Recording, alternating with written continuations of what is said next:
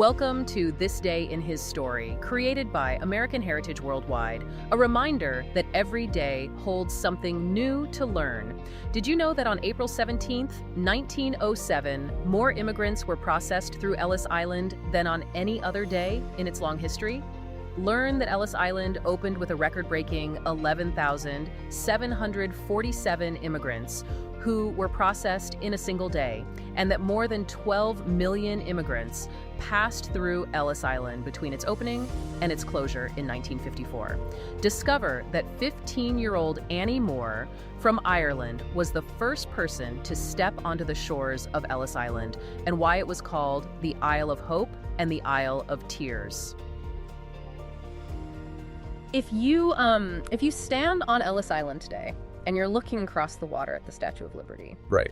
the ground beneath your feet isn't actually an island. Yeah, it's really not. It's the excavated dirt from the New York City subway system. Which is wild to think about. You are quite literally standing on the underground guts of Manhattan. Literally.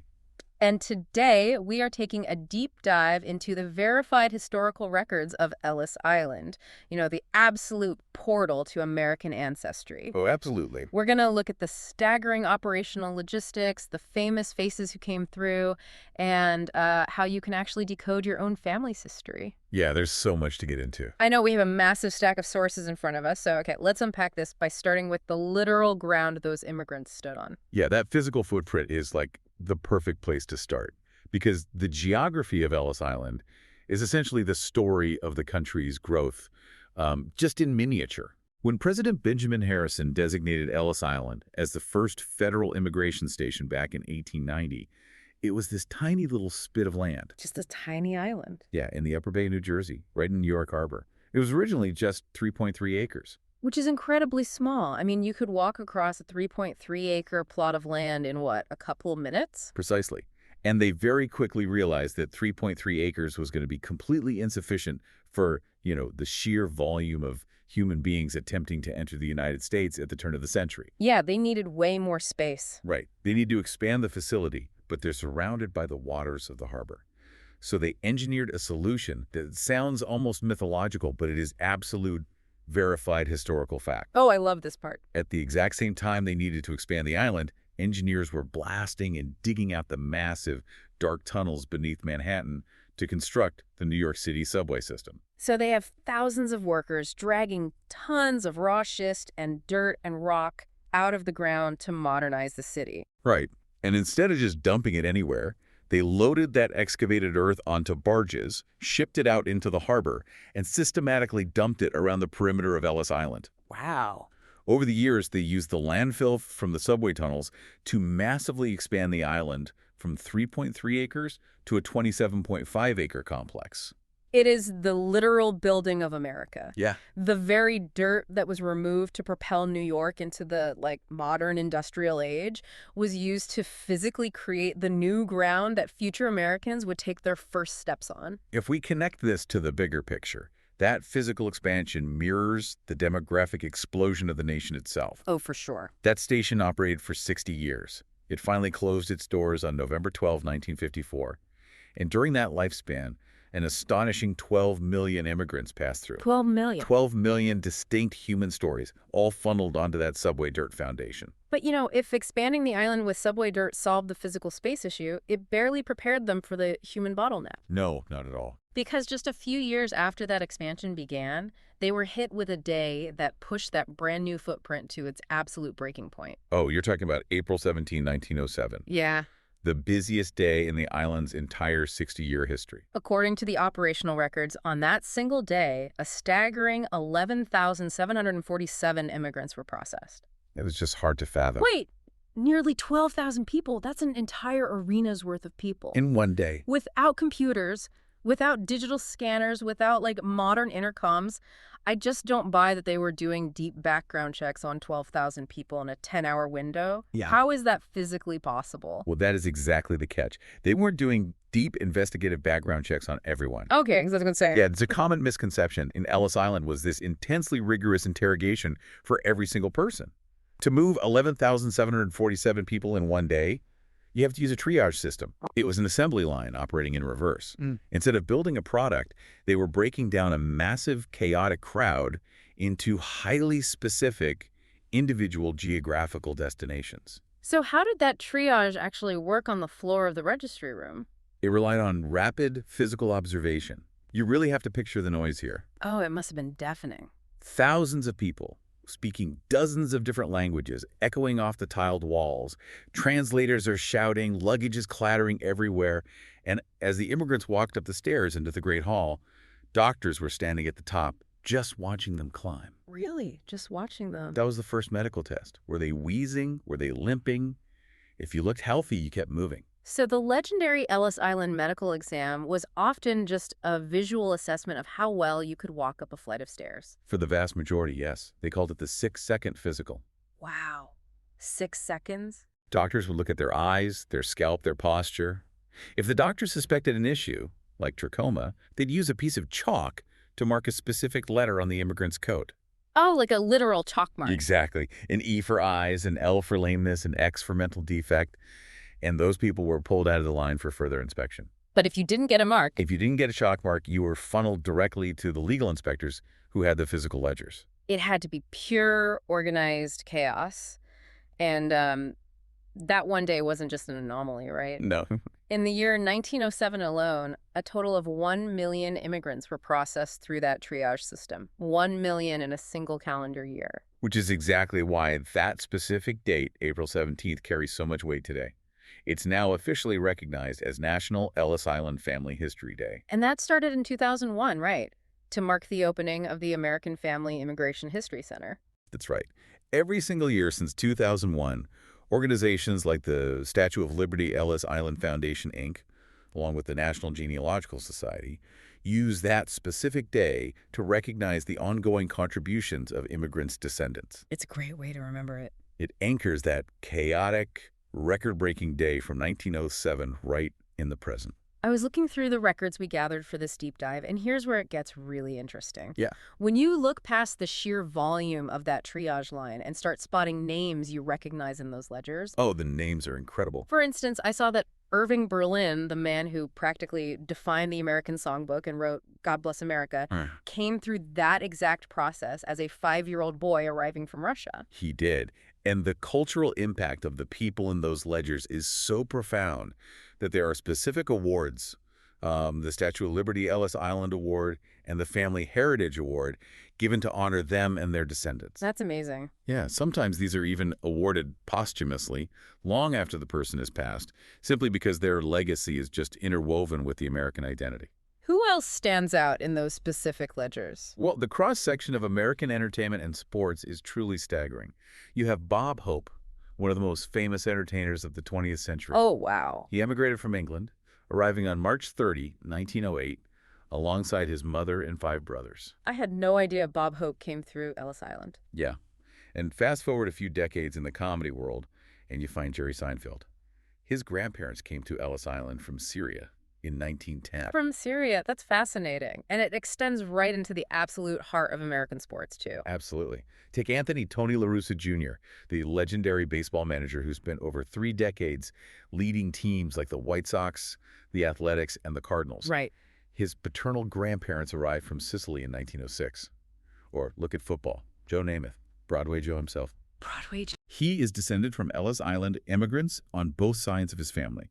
His father emigrated from Hungary in 1920, and his mother was the daughter of Hungarian immigrants. But wait, when we talk about tracing these specific names, Seinfeld, La Russa, Namath, how do historians actually verify them? What do you mean?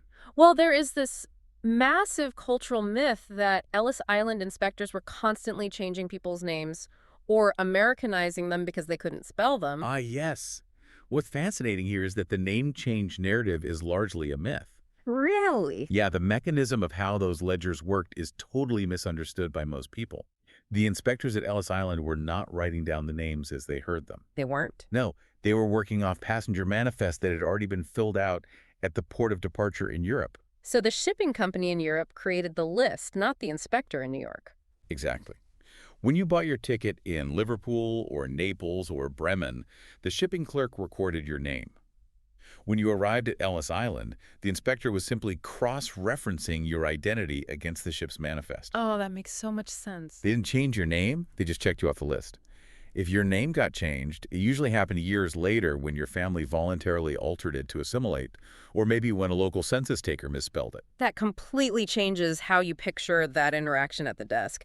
But looking at that list you just gave, Russia, England, Syria, Sicily, Hungary, it is an incredible global convergence. It really is. All of these wildly different cultures and languages funneling through that one exact 27.5-acre patch of subway dirt to weave into the same national fabric.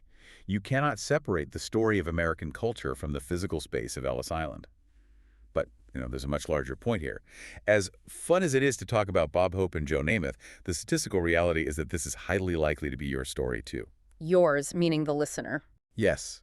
It is estimated that 40% of Americans can trace their roots directly back to Ellis Island. 40%. Nearly half the country is walking around with a direct ancestral tie to that registry room. Exactly. Which means that for millions of you listening right now, this isn't just a history lesson, it is your family's story. And historically, sociologically, and spiritually, we're taught that the family is the basic unit of society. There is a profound weight to discovering that foundation. Yeah. Definitely. There's this brilliant quote from Elder Hartman Rector Jr. given in April 1981 that perfectly captures this.